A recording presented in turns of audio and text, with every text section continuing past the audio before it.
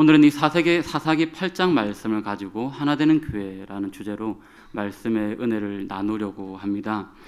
오늘날 우리나라를 바라보면은 여러 많은 갈등들이 있습니다.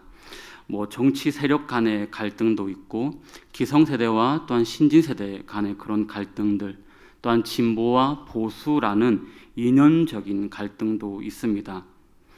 또한 근로자와 그 근로자를 사용하는 사용자라는 표현을 제가 쓸게요. 근로자와 이 사용자 간의 이 노사 간의 갈등도 존재하고 있습니다. 그리고 또한 지금도 여전히 지역 간의 갈등도 여전히 존재하고 있습니다. 정치에 있어서도 똑같은 상황을 보고도 어떤 이들은 이것을 혁명이다라고 얘기를 하는 사람이 있는가 하면은 또 어떤 사람은 이 똑같은 상황을 보고 반란으로 표현을 하는 사람들도 있습니다. 똑같은 사건을 두고 생각이 다르고 평가도 다른 것이죠. 우리가 다 생각이 같을 수는 없는 것입니다. 서로의 가치관도 다르고 또 우리가 살아온 환경도 많이 다르기 때문입니다. 이렇게 다른 사람들이 모여서 사회를 이루고 교회를 이루고 있는데 어떻게 그 공동체 안에 그 속 안에 갈등이 없을 수가 있겠습니까? 물리학의 원리 가운데에 이런 말이 있더라고요. 움직이는 곳에는 마찰이 나타난다. 이 말처럼 예를 들어 공동묘지처럼 죽은 사람들, 그런 죽은 사람들이 아니라 살아있는 사람들이 모인 곳이기에 갈등이 있다는 것은 어쩌면은 당연한 것입니다.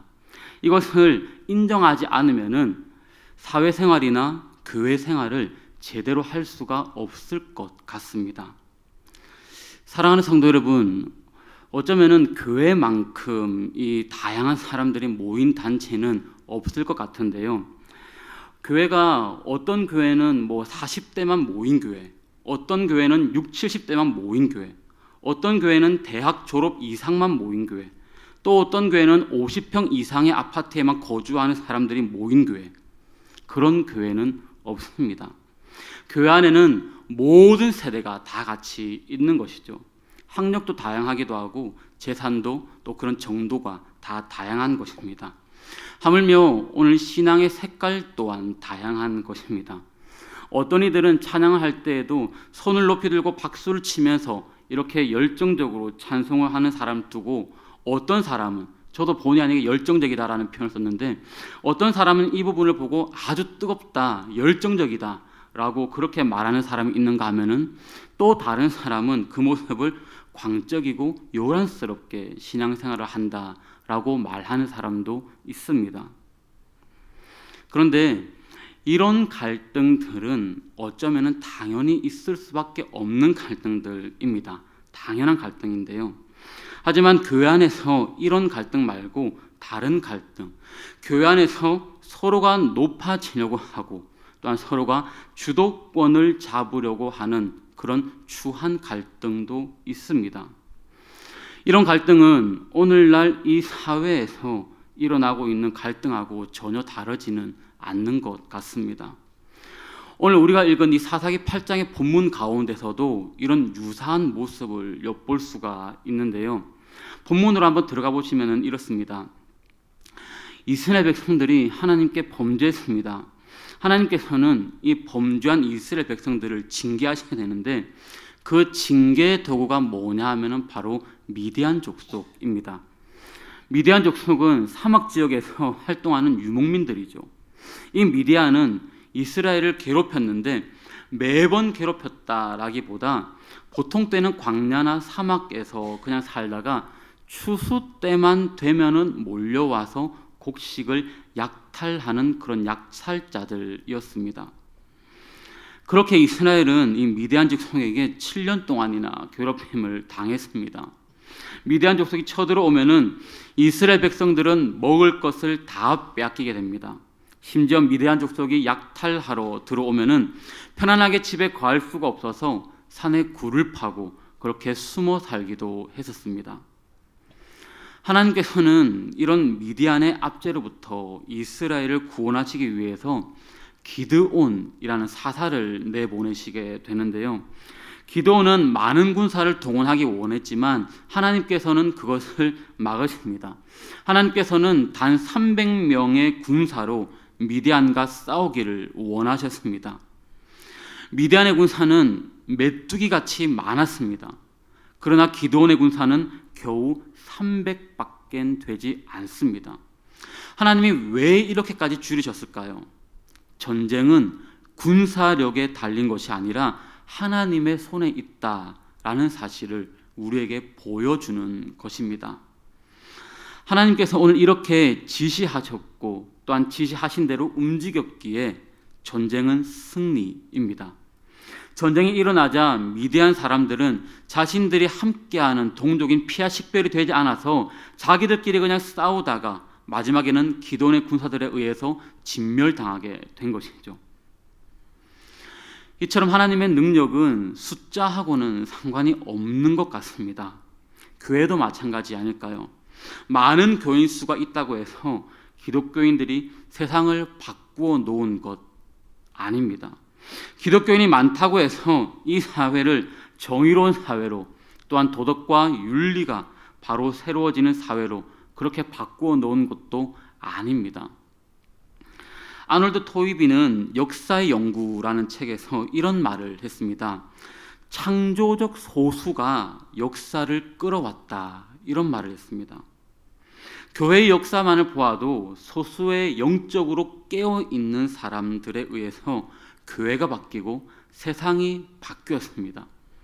영적인 침체가 도덕적인 타락으로 신음하고 있던 18세기 영국, 잘 아실 겁니다. 이 영국을 어떤 사람들이 건져냈습니까? 옥스퍼드 대학에서 공부하던 유한 웨슬러를 위시한 몇몇 안 되는 신실한 젊은 몇 사람들이 건져냈었습니다. 오늘 우리가 살아가는 이 사회를 바꾸어 놓을 수 있는 사람도 교회만 그냥 왔다 갔다 하는 사람이 아닙니다. 성령의 능력과 은혜로 충만한 사람이 사회를 가슴에 품고 또한 뜨겁게 기도하는 사람이 세상을 바꾸어 놓게 되는 것입니다. 오늘 저와 여러분들이 바로 그런 사람들이 다 되시기를 주의 이름으로 축복합니다. 기드온이 미디안과 싸울 때에 미디안의 장군인 이 오렙과 셉이 군사들을 거느리고 도망을 쳤습니다. 그리고 기드온은 이 에브라임 지파에게도 도움을 요청을 했는데요. 에브라임 지파는 마지막에 이제 이 미디안 군사를 다 추격을 했고요. 도망을 쳤던 미디안 장군과 이 오렙과 셉을 죽여서 그 머리를 잘라서 가지고 오게 됩니다. 그러고는 에브라임 사람들이 기드온에게 이렇게 고백을 하는데요. 이제 뒤늦게 에브라임 사람들을 부른 기드온 사사에게 화가 난 것입니다. 오늘 본문 1절 말씀이 그렇게 말씀하고 있습니다. 제가 1절 말씀을 세번역 성경으로 우리 화면에 있는데요. 같이 한번 읽어보도록 하겠습니다. 함께 읽습니다. 그때에 에브라임 사람들이 기드온에게 말하였다.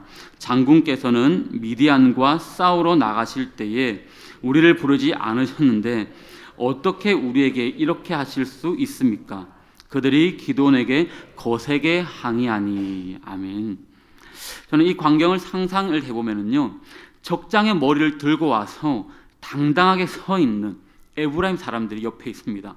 또한 그 앞에 적들과 싸우느라고 지쳐 있는 기드온 사람들도 거기에 서 있습니다. 그런 상황 가운데서 에브라임 사람들이 기드온 사사에게 삿대질하는 것이죠. 화를 내는 것이죠. 우리가 가장 큰 지파인데 이렇게 우리를 대접해서 되겠냐고 따지는 겁니다.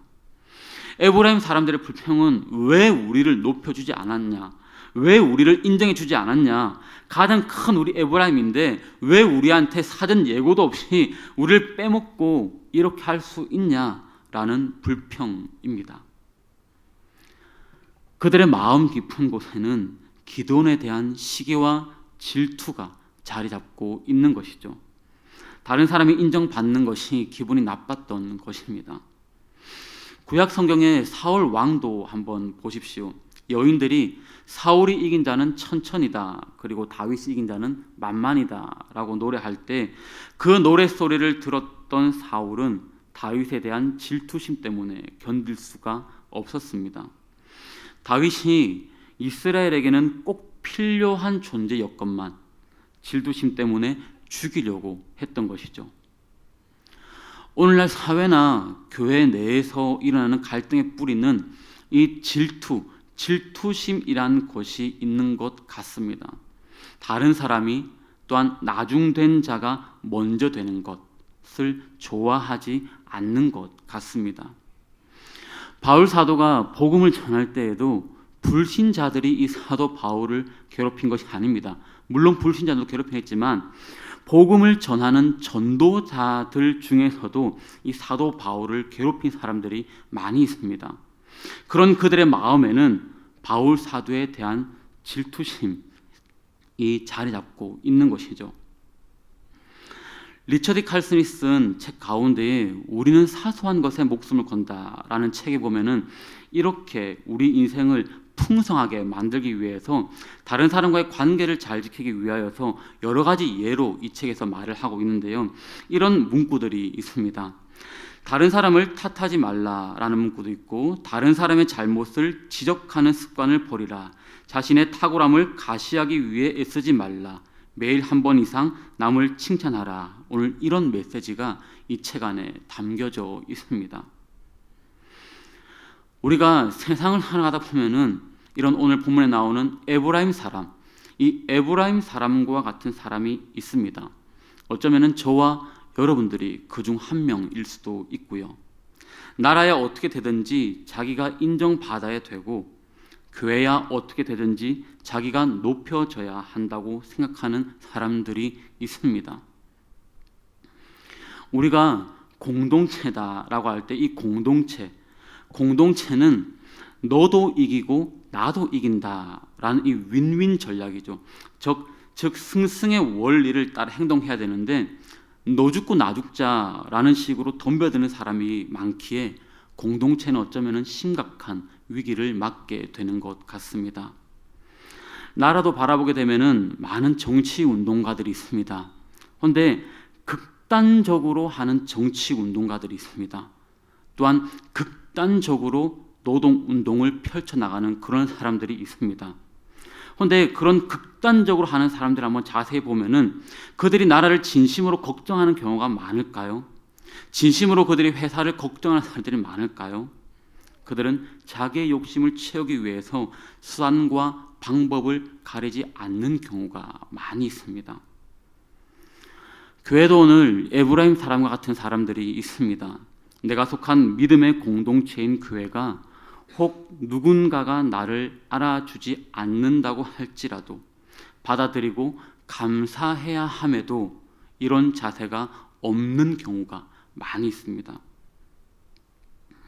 기드온은 이 미디안의 압제에서 나라를 구한 지도자입니다. 지금까지 미디안 족속이 이스라엘을 7년 동안 괴롭힐 때에 가장 큰 지파였던 에브라임, 이 에브라임 사람들이 도대체 무엇을 했습니까? 사실 이들은 아무것도 한 것은 없습니다. 그래서 그들은 오히려 나라를 구한 기드온에게 감사해야 하고 기드온에게 박수를 보내야 하는 것입니다. 그런데 그들은 이 기드온에 대한 질투심 때문에 왜 우리의 주도권을 주지 않느냐, 왜 우리를 인정해 주지 않느냐, 왜 우리의 공을 빼느냐, 그렇게 따지는 것이죠. 에브라임 지파 사람들이 기드온에게 불평을 쏟아놓았을 때에 기드온의 반응이 오늘 저와 여러분에게 교훈해 주는 부분이기도 한데요. 2절 이하에 오늘 이렇게 말씀을 하고 있습니다. 우리 2절 말씀 우리 세 번역으로 같이 한번 읽도록 하겠습니다. 함께 읽습니다. 그가 그들에게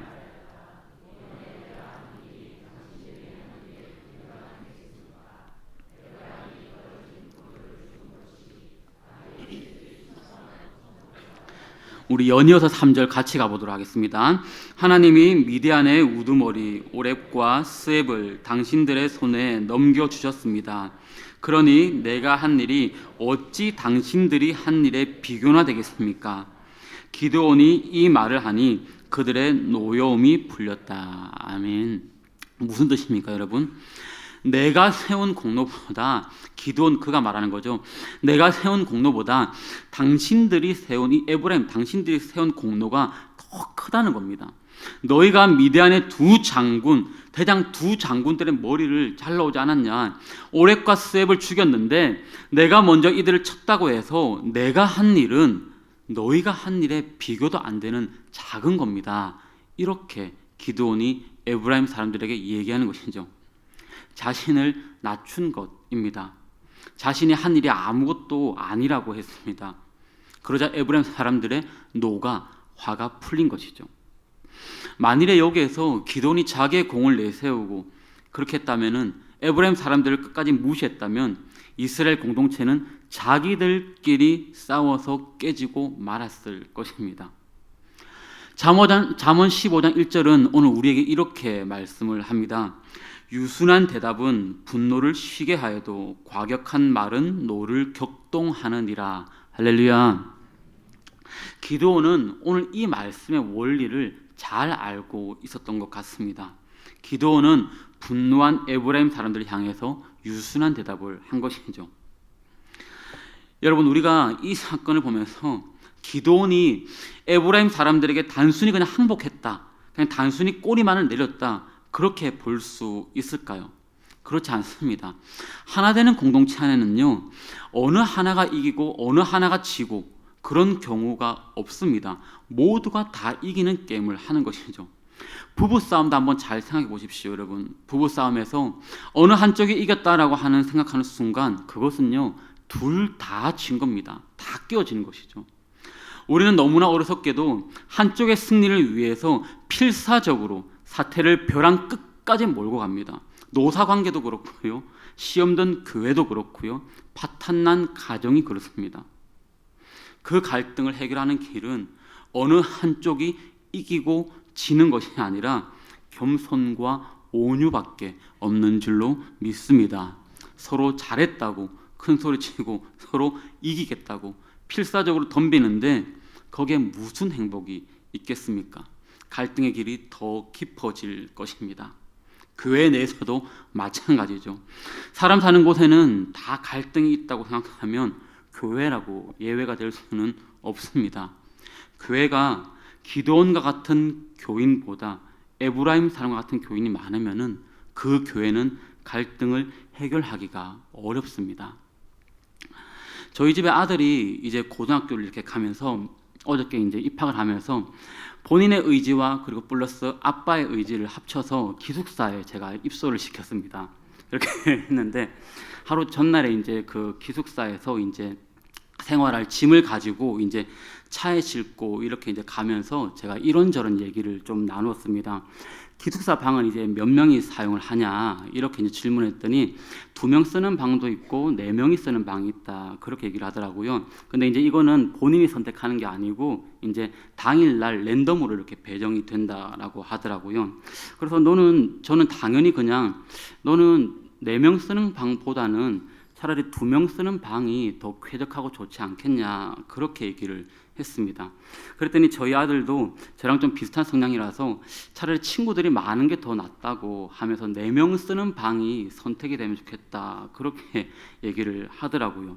그래서 저도 뭐 별 생각 없이 그래, 그러면은 많은 사람들과 있으려면은 좋은 친구를 만날 수 있도록 그렇게 기도하면 되겠네 라고 그렇게 말을 건넸었습니다.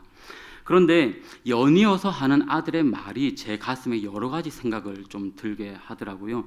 제가 그 말을 하니까 아들이 어떤 말을 하냐면은 좋은 친구를 만나는 것만 기도를 하면은 너무 이기적인 기도 같다, 이렇게 얘기를 하더라고요. 그래서 만약에 나는 기도해서 그 친구가 좋은 친구를 만났는데 그 친구 입장에서 내가 안 좋은 친구면 어떻게 하냐 그렇게 얘기를 하더라고요.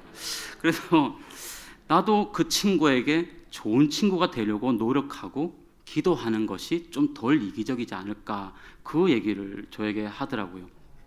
그리고 이제 아들을 기숙사에 내려주고 돌아오면서 여러 가지 생각이 들더라고요. 저는 늘 이렇게 신방을 가서 기도를 할 때에도 좋은 친구를 좀 주십시오, 아니면 좋은 만남을 허락해 주십시오, 이런 기도를 제가 참 많이 했거든요. 근데 그렇게 참 많이 생각을 했는데 상대방 입장에서 과연 내가 이 사람에게 좋은 친구가 아니면은 어떨까, 내가 과연 이 사람이 봤을 때 좋은 친구일까, 그 사람에게 좋은 친구가 되도록 인도해 달라고 기도해 본 적은 사실은 없는 것 같아서 조금 고개가 숙여지는 그런 시간이었습니다. 사랑하는 성도 여러분, 우리는 이렇게 매 순간순간, 또 지금 이 순간도, 우리가 내일도 그렇고 매 순간이 공동체의 위기를 가슴으로 느끼면서 살아가고 있는 것 같습니다. 이 사회가 그렇고 또한 한국 교회가 그렇습니다. 그리고 가정이 그렇습니다. 과연 우리는 내가 속해 있는 공동체 하나됨을 위해서 어떤 자세를 가지고 살아왔을까요? 나 한 사람만을 바라보고 있으며 공동체를 무너뜨리는 일에 앞서 있는 그런 우리는 아닐까요? 우리는 공동체의 유익을 위하여서 자신을 희생하는 사람들을 많이 보았습니다. 그런데 반대로 자신의 유익을 위하여 공동체를 희생시키는 사람도 많이 보았습니다. 여러분은 어떤 곳에 서 있는 것 같으십니까? 에브라임 사람처럼 다른 사람을 끌어내리고 또한 자신을 나타내는 사람이 많다면 그 공동체는 소망이 없는 것입니다. 그러나 기도원처럼 자신을 낮추는 사람이 많다면 그 공동체는 소망이 있는 줄로 믿습니다. 오늘 저와 여러분들이 하나님께서 우리에게 허락하신 이 공동체를 우리가 한번 아름답고 행복한 공동체로 만들어 가보시면 어떨까요? 우리는 살아가는 삶의 현장이 나를 통하여서 평화가 있고 또 하나됨이 있고 주 안에서 웃음이 넘치는 그런 공동체 되기를 소망합니다. 어떤 힘든 일이 있다 할지라도 교인들이 하나가 되어서 능히 극복해 나가는 공동체, 그런 공동체가 바로 우리 해운대 제일교회 성도님들, 그런 공동체가 다 될 수 있기를 주의 이름으로 축복합니다.